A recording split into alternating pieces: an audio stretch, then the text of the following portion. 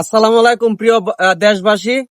আমি যে জায়গায় দাঁড়িয়ে আছি এটা হচ্ছে কুলিয়ারচর থানার অন্তর্ভুক্ত ৩ নং আদমকারকান্দি সরকারি প্রাথমিক বিদ্যালয়। এই বিদ্যালয়ের মধ্যে নিম্নে ১,০০০ ছাত্রছাত্রী আছে। দেখেন ছোট ছোট বাচ্চাগুলা। সেই স্কুলের কোনো রাস্তাঘাট নাই।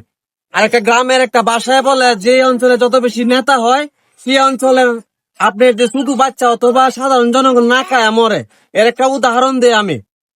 এই স্কুলে লেখাপড়া করছে কুলিয়ারচরের সাবেক উপজেলার চেয়ারম্যান, কুলিয়ারচর উপজেলার সাবেক ভাইস চেয়ারম্যান, কুলিয়ারচর পৌরসভার সাবেক মেয়র। কিন্তু এটার যে রাস্তাঘাট দেখেন, রাস্তাঘাটের গেট আছে ঠিক আছে, দেখেন আদমকারকান্দি স্কুলের গেট আছে, কিন্তু এই যে ছোট ছোট বাচ্চারা এই দিকটা যে যা শুধু পুকুরের মধ্যে শুধু পয়রা শুধু মারা যায়, এই দায়ভার কেটে নিব? শিক্ষা অফিসার নিব নাকি এই স্কুলের হেডমাস্টার নিব নাকি এই স্কুলের সভাপতি যিনি উনি নিব? আপনি দেখেন রাস্তাটা দেখেন, বৃষ্টি হইলে যাইতে পারে না কেউ, বৃষ্টি হইলে এই দিকটা কেউ আসতে পারে না। তোমরা যে এই দিকটা যাও, তোমাদের ভয় করে না?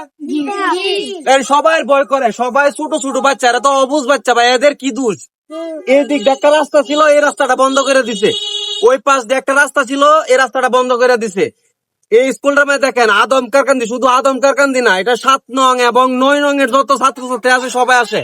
আপনি মেরাতুলি, আদমকারকান্দি, মাসকান্দি, পালুটিয়া, কুমিরাকান্দি এবং ওই আপনার হচ্ছে সাদিরাকান্দি সবাই আসে। আমাদের এলাকার মধ্যে ভাই সিআইপি ভিআইপির অভাব নাই, বিজনেসম্যান বিজনেস ম্যাগনেটেরও অভাব নাই। কিন্তু এই স্কুলটা দেখেন আপনার সমাজ থেকে বাইরে গেলে সমাজের প্রতি কিছু দায়বদ্ধতা থাকে। দেখেন অবস্থাটা দেখেন, আর ছোট ছোট বাচ্চারা দেখেন, এরা যে আসে এর মা বাপ পর্যন্ত প্রত্যেকটা দিন ভয় পায়। আর কুলিয়ারচরের কথা কি বলবো, কুলিয়ারচরের যে সুশীল সমাজ এটা মনে করেন যে বিলুপ্তির পথে। আর সাংবাদিক তো নাই বললেই চলে, এগুলো নাই ভাই কুলিয়ারচরে। যারা কুলিয়ারচরের সাধারণ জনগণ এবং রাজনীতিবিদ আছেন তাদের কাছে বিনয়ের সঙ্গে অনুরোধ করছি, এই রাস্তাটা যাতে দ্রুত সময়ের মধ্যে যাতে সম্পূর্ণ করা হয়, এবং স্কুলের যে গার্ডেন গুলো আছে, যারা গার্জেন আছে, এরা যাতে শান্তিতে আপনার বাড়িতে থাকতে পারে এবং বলতে পারে যে আমার বাচ্চাটা সুন্দর রাস্তা স্কুলে গেছে।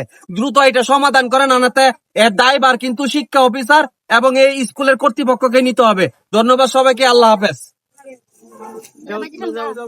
ধন্যবাদ।